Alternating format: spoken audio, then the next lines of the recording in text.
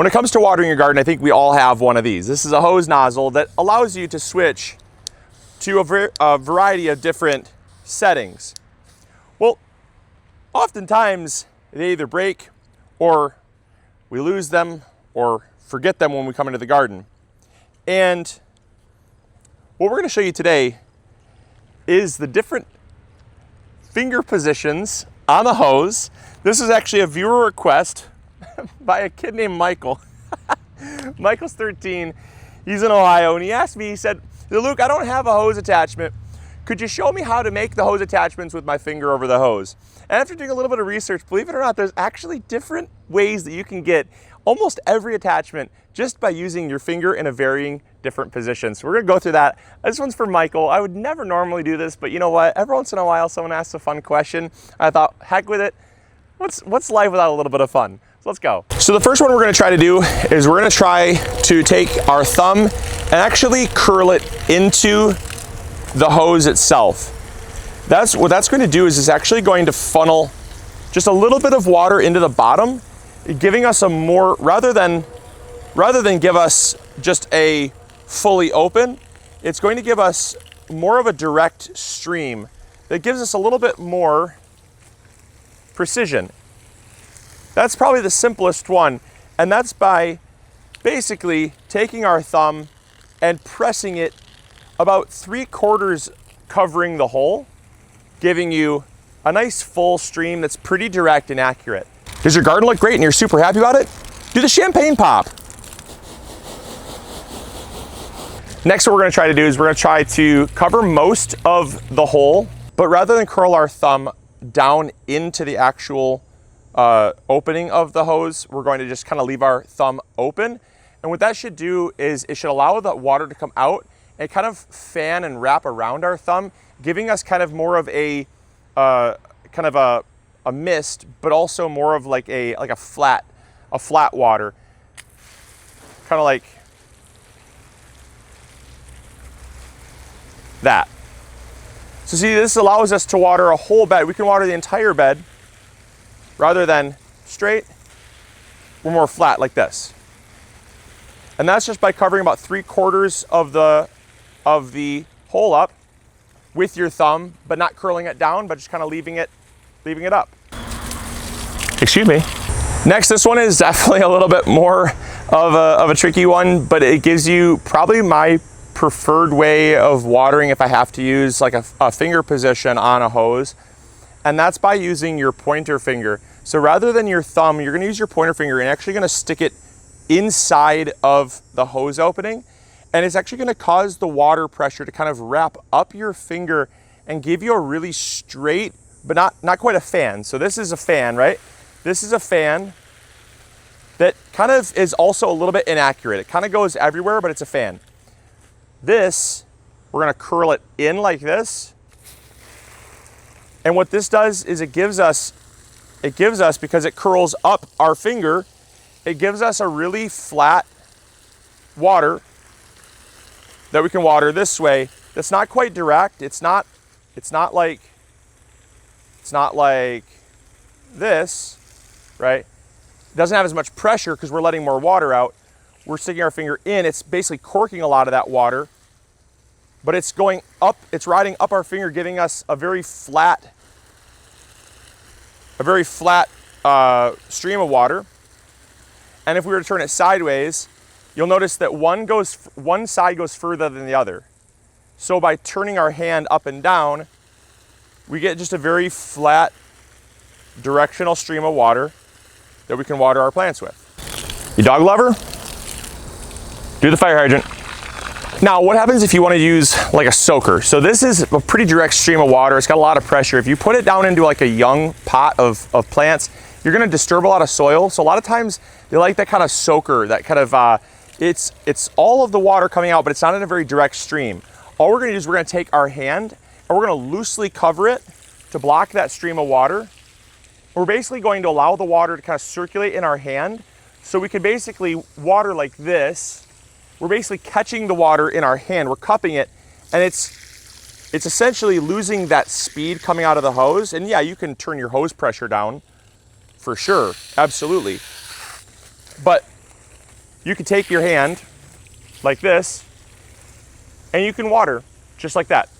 Super simple to do. It breaks down the pressure of the water and by just kind of circulating it in your hand, and that leads to less disturbance for young seedlings or stuff like that. Now, obviously for really young seedlings and young seeds that I don't want to disturb, I tend to go with more of a fan approach like this.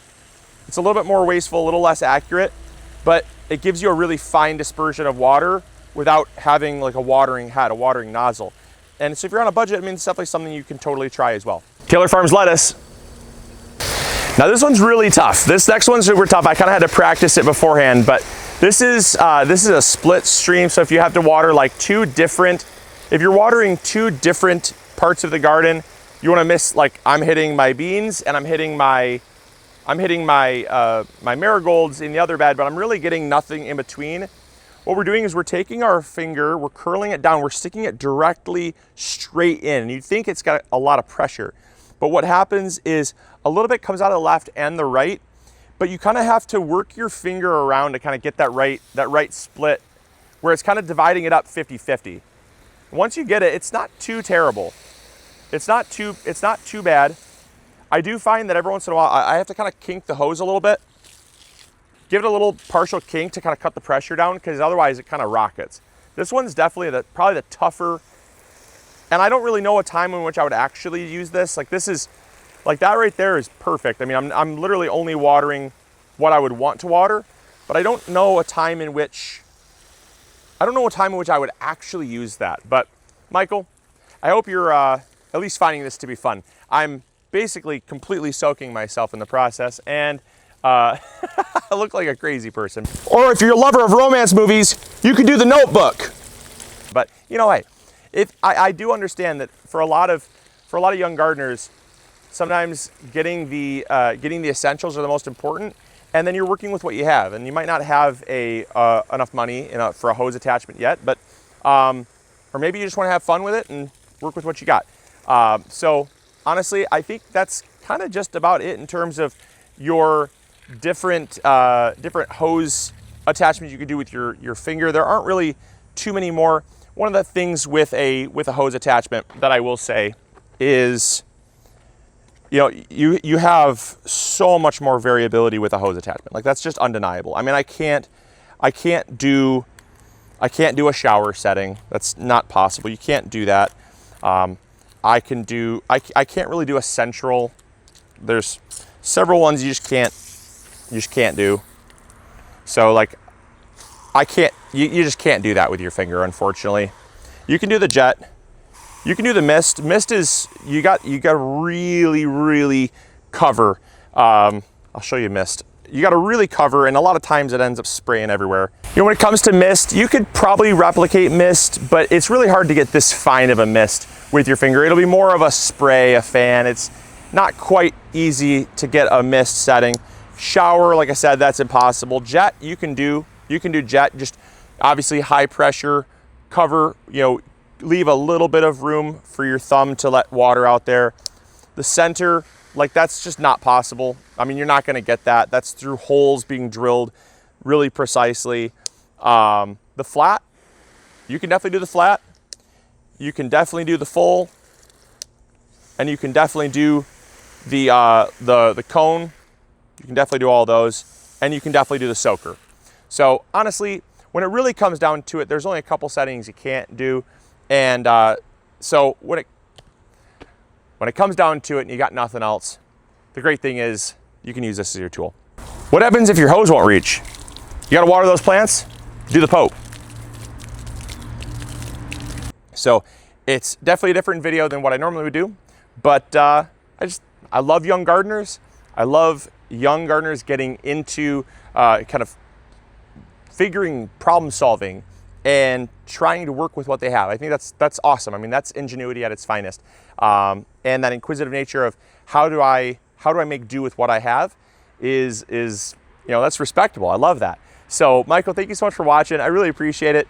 And if you have any odd questions, any weird, you know, gardening requests you'd like to see, leave them in the comments box down below. You never know when I'm going to pick yours. And thank you guys so much for watching. I hope you guys enjoyed. If you did, make sure to hit that like button, subscribe if you haven't already. And as always, this is Luke from the MIgardener channel, reminding you to grow bigger. See ya. Bye. Hey, thank you so much for watching today's video. I really appreciate it. If you enjoyed, consider clicking this one. You'll probably enjoy it just as much. I want to thank you for your viewership, because without it, this channel would not be as amazing as it is. Also, if you haven't subscribed, consider subscribing. It's free, and we upload videos every Monday, Wednesday, or Friday. We also have vegetable seeds, fertilizer, or tools. If you need any of those, consider visiting MIgardener.com. Links will be in the description box below. We've got you covered. And as always, we'll see you all in the garden. Take care. Bye.